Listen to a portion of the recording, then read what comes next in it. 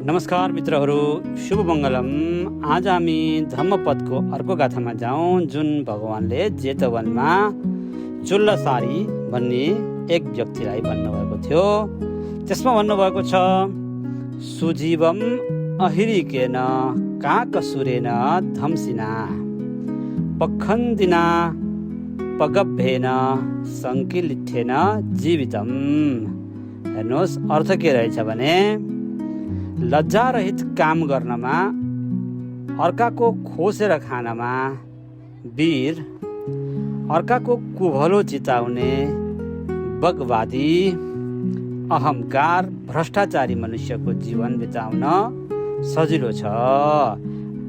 त्यसैले मित्रहरू, हामीहरू एक कुशल व्यक्ति भएर जीवन व्यतीत गरौँ। सबैको शुभ होस्, मङ्गल होस्, कल्याण होस्।